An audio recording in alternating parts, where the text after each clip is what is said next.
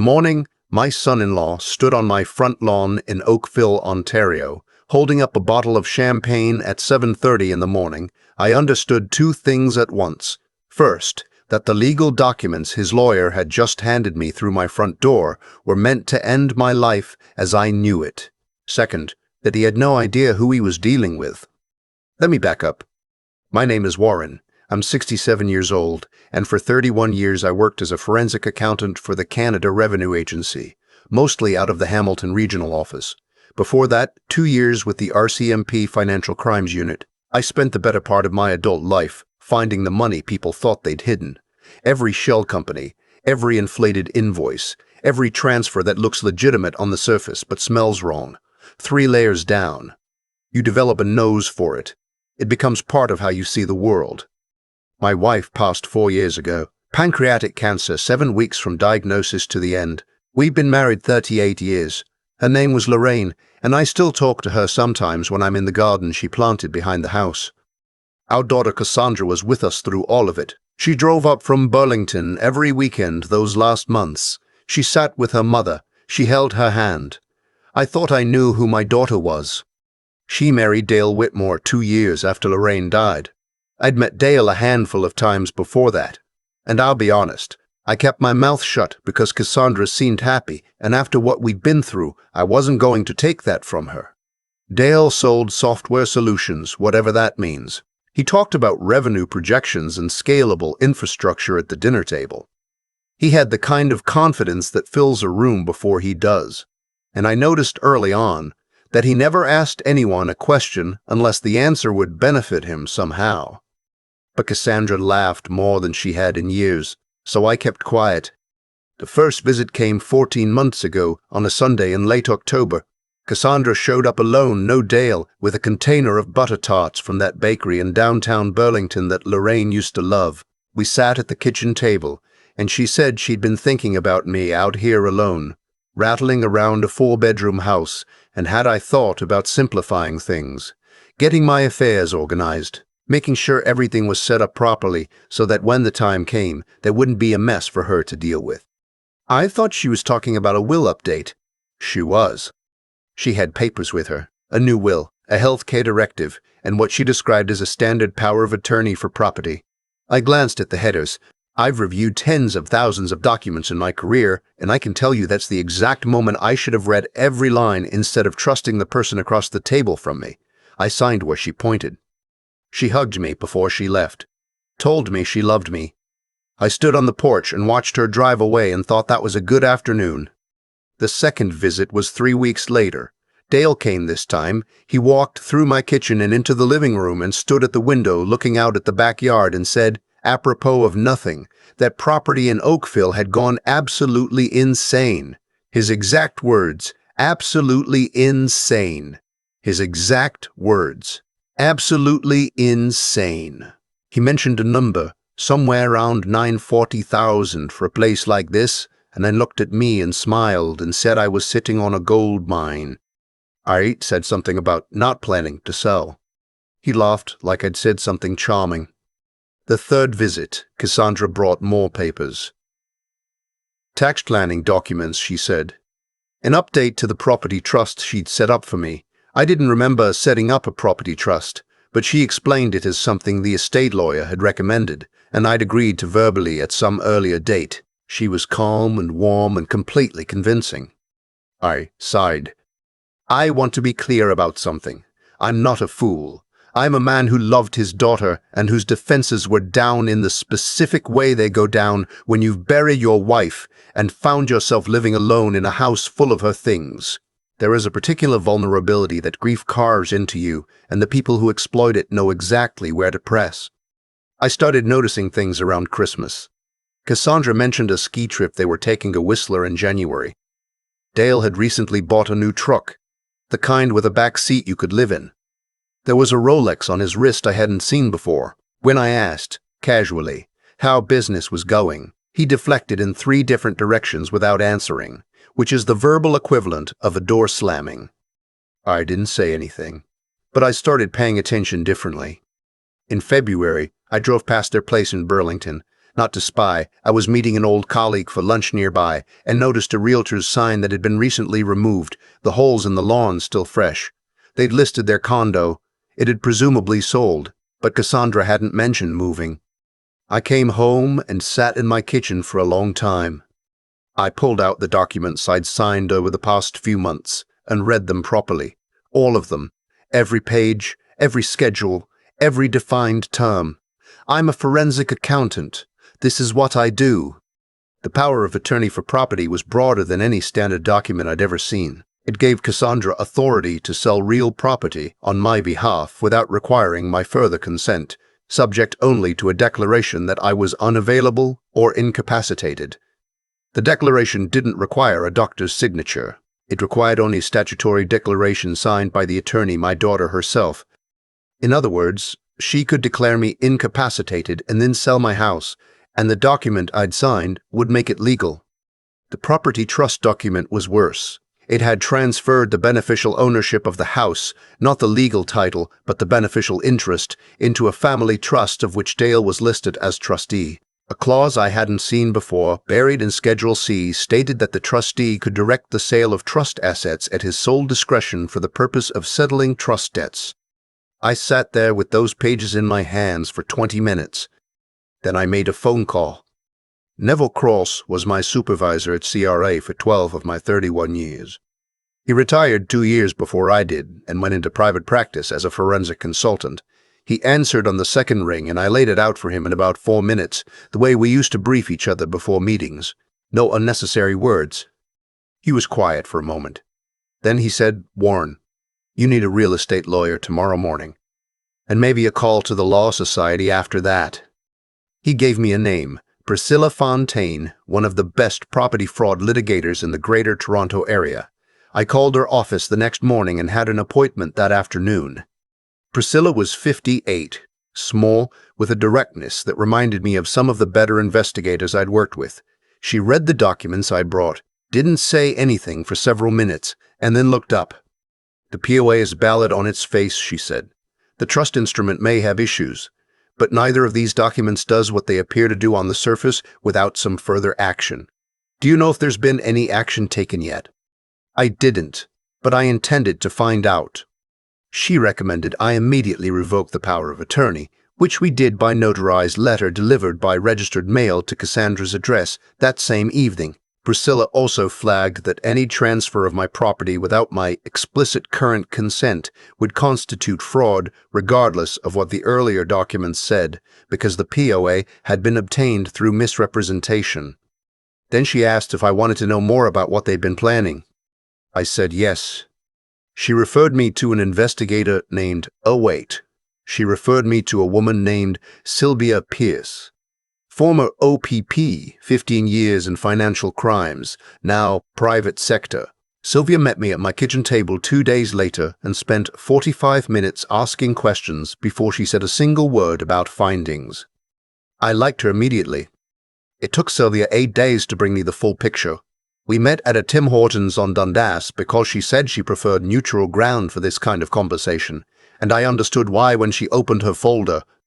Dale Whitmore had incorporated a numbered company in Ontario 18 months ago, 2847691 Ontario Inc. Through that company, he'd been collecting investments from private individuals, mostly people he'd met through a business networking group in Burlington, promising returns of 30% annually to a residential real estate flipping operation. He had promotional materials, a website, testimonials. There was no real estate flipping operation. "How much?" I asked. Sylvia slid a page across the table. $460,000 from 11 investors. She'd cross-referenced the deposits against Dale's personal bank records, which she'd obtained through a contact at one of the creditor institutions already investigating him. The Whistler trip, the truck, the Rolex, the Burlington condo they'd sold. It was all gone.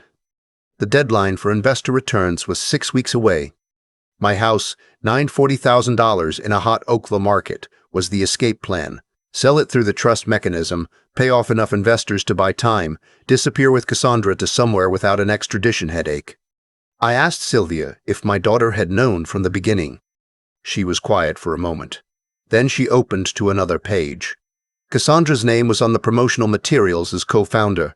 She'd attended at least 3 investor meetings. There was an email from 14 months ago, right around the time she showed up with those butter tarts, where Dale wrote to her, "Once your dad signs the POA, we're protected no matter what he does later." And her reply, "He'll sign. He trusts me." I spent 40 years in financial investigations. I've sat across from people who stole from their employers, from the government, from their business partners. I thought I understood betrayal in its professional dimensions. I did not understand it in this one. I drove home from that Tim Hortons and sat in Lorraine's garden for a long time. It was March, nothing was growing yet, just the bare frames of the rose bushes she'd planted and the stone path she'd laid herself one summer in the 90s.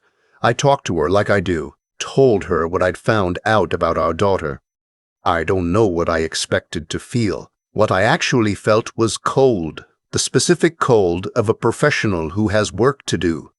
I called Priscilla that evening and said, "I want everything, not just the house back. I want the investors protected, and I want this on the record so they can't do it to someone else." She said, "That's going to take some time and some coordination."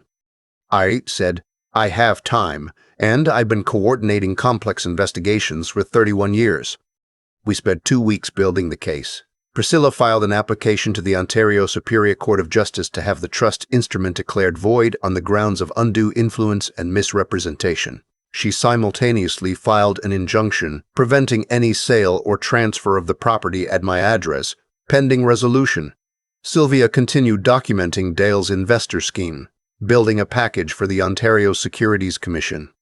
On a Tuesday morning in April, I was in my kitchen having coffee when my front door received a knock. I opened it to find a process server with documents, a counter-application from Dale and Cassandra's lawyer, a man named Philip Reese, who apparently handled commercial disputes in Burlington and had no idea what he'd walked into. Behind the process server, across the street in my neighbor's driveway, stood Dale.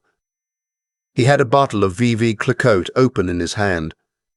When he saw me look at him, he raised it in a toast. I could see Cassandra in the passenger seat of the truck, not looking at me. I took the documents, nodded at the process server, and closed my door. Their counter-application claimed the trust instrument was valid, that I'd signed willingly and with full understanding, and that I was now attempting to use the legal system to deprive my daughter of assets she was legally entitled to as caregiver and family member. It requested $95,000 in damages for what it called emotional distress and uncompensated support. It also included 2 affidavits from neighbors, a couple down the street named the Hendersons who I'd spoken to perhaps 4 times, claiming they'd observed me being difficult and irrational with Cassandra during her visits. I sat down with the document and read it carefully. It was well crafted in the way that aggressive legal fictions sometimes are, built from small true details arranged around a large lie. I called Priscilla. She'd already received her copy. "They went after the Hendersons," she said. "We need to find out why the Hendersons would do this for them." Sylvia found out within 48 hours. The Hendersons had invested $35,000 in Dale's numbered company.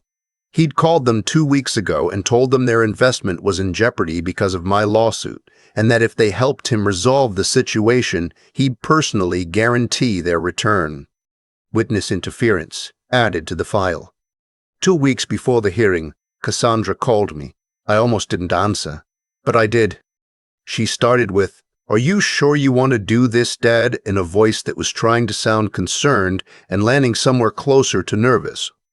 I let her talk for a while. She said Dale had made some mistakes, but he was fixing them. She said the trust documents weren't meant to hurt me. They were meant to protect me, and I was misunderstanding them. She said she missed me, and she just wanted her family back. I waited until she was done. "Do you remember," I said, "the summer your mother was sick, when you drove up every single weekend?" She was quiet. "She didn't ask you to do that," I said. "She actually told you more than once that you didn't have to, but you came anyway.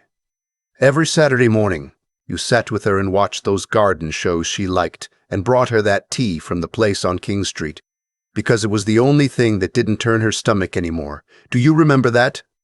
"Dad," she said, and her voice had changed. I know that person is still in there somewhere, I said, but I can't help you right now, and I can't stop what's coming. I'm sorry.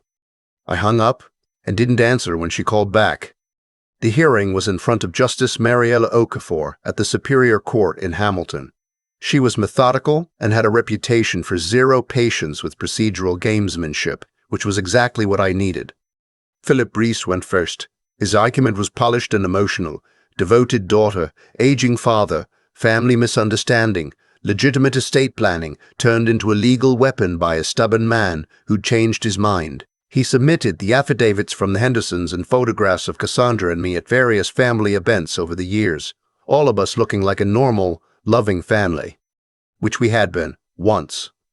Priscilla stood up and did what she does.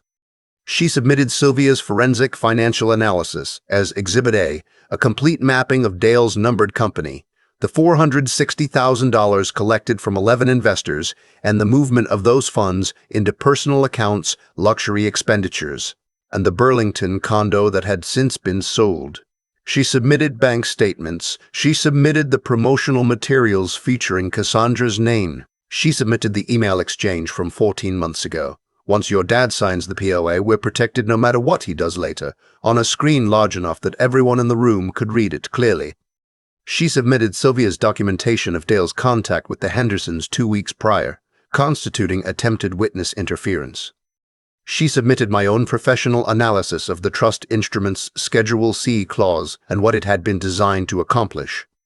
And then, this was the part I'd specifically requested, she submitted a complete list of the 11 investors, their names, their investment amounts, and their current status. None of them had received a single dollar back. Justice Okafor read for several minutes in silence, the kind of silence courtrooms produce that is different from every other kind. When she looked up, she addressed Philip Reese directly. Counsel, on looking at evidence of a scheme that was constructed over a period of at least 14 months with specific intent to deprive the applicant of his primary residence through fraudulent documentation, I'm also looking at what appears to be a significantly broader pattern of financial fraud affecting 11 additional parties. Do your clients have any response to the financial evidence? Philip Reese stood and said they would need time to review and respond to the new exhibits. Justice Okafor's expression did not change. The trust instrument is hereby declared void, she said. The injunction on the property at the applicant's address is made permanent, pending full resolution of all related matters.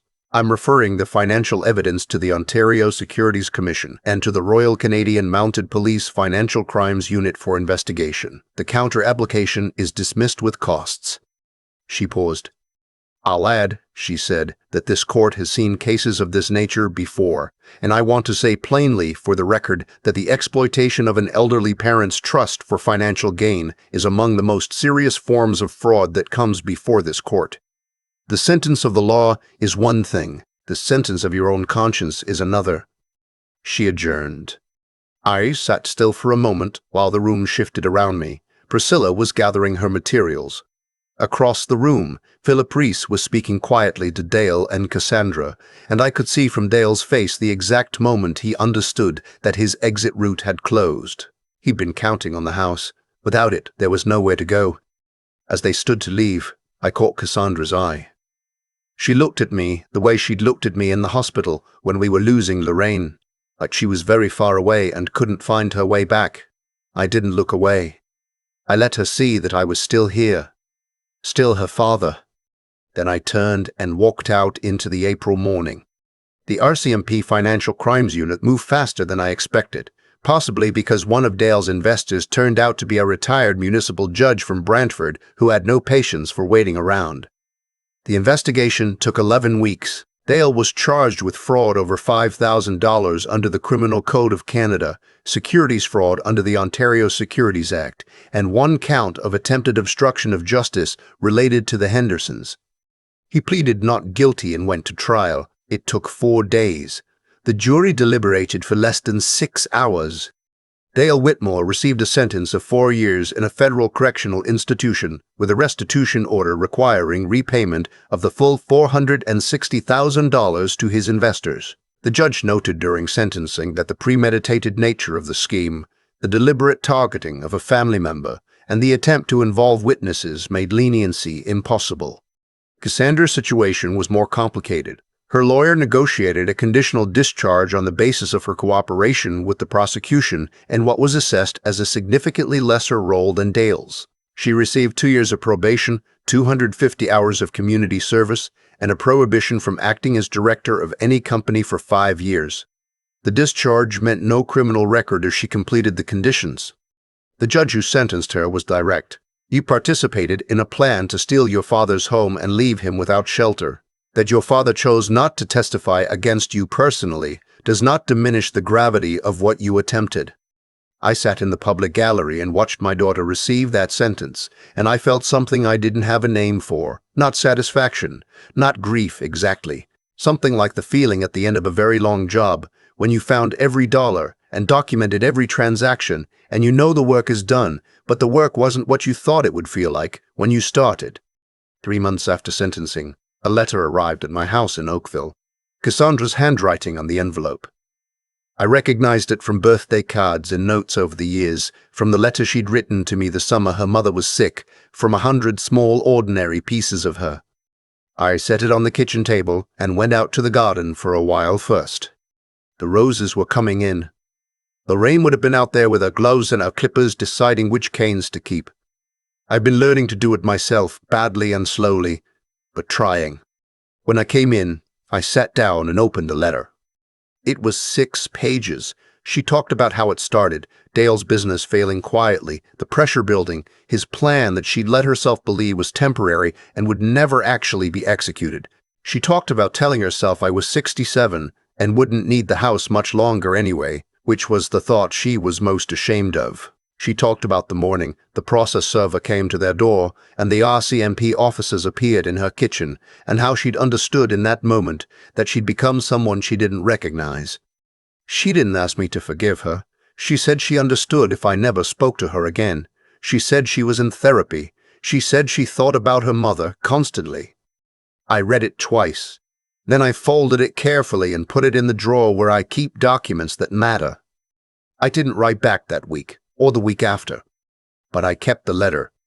I'm still in my house on the street where Lorraine planted those roses and where I've lived for 22 years. The legal fees were significant. The months of uncertainty took something out of me that I'm still recovering. But the title is clean, the trust instrument is buoyed, the injunction is lifted, and in the mornings I sit in this kitchen with my coffee and look out at the backyard she loved and feel, in some fundamental way, that the world is still navigable. I spent 31 years believing that financial fraud is ultimately a problem of documentation. Find the paper trail and you find the truth. What I learned this year is that the more devastating fraud doesn't happen in spreadsheets. It happens at kitchen tables, with butter tarts and careful conversation and the particular vulnerability of people who've loved someone long enough to stop checking their work. I still check my work. I always will. But I also still answer the phone when Cassandra calls. We haven't said much yet. Mostly we talk about practical things. The weather. Her probation conditions. Whether I figured out the roses. Some things unlearning take longer to restore than others. But the work is worth doing if the material underneath is still sound. I'm not sure yet, but I'm paying attention to the details.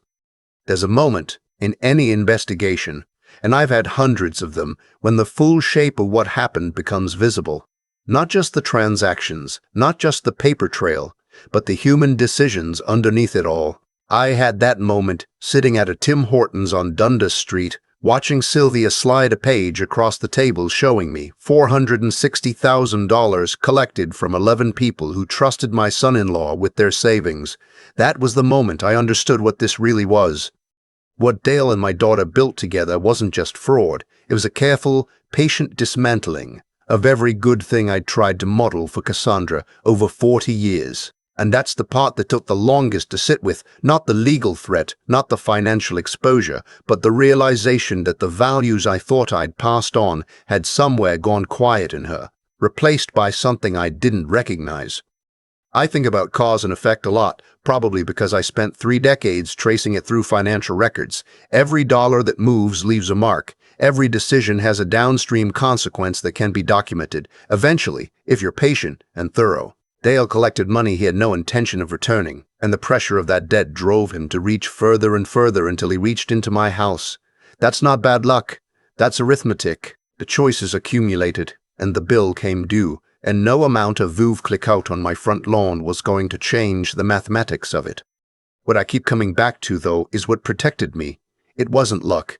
It wasn't connections, though Neville and Priscilla and Sylvia were invaluable. What protected me was 31 years of disciplined attention to documents, to detail, to the discipline of reading what's actually written, rather than what you're told is written. I built that habit not because I expected to need it against my own family, but because I believed that careful, honest work was its own kind of armor. Turns out it was. There's something worth saying about that. The world has a way of demanding more from you, precisely when you're most tired and most trusting. I was 67 and grieving and living alone in a house full of my wife's things, and I still had to find the reserves to read those documents, make those calls, sit through those hearings. It would have been easier to believe Cassandra. It would have been easier to sign what she put in front of me and tell myself it was family, and family could be trusted. But easier isn't the same as right. And I think that's what I'd want anyone to take from this. Not that your family will betray you, because most won't, but that your integrity has to be maintained, even when it's inconvenient, even when it's painful, even when the person sitting across the kitchen table with your late wife's favorite butter tarts is someone you raised and love. Goodness isn't a gift you give yourself once. It's a practice. So is clear thinking. So is the willingness to keep going when the work is hard and the stakes are personal. Dale is in a federal correctional institution. Cassandra is completing her probation. I'm in my garden. I don't know yet what the rest of the story between my daughter and me looks like, but I know it starts with honesty, hers and mine, and I know I'm still here, in this house, on this street, tending the roses my wife planted. That's enough to work with.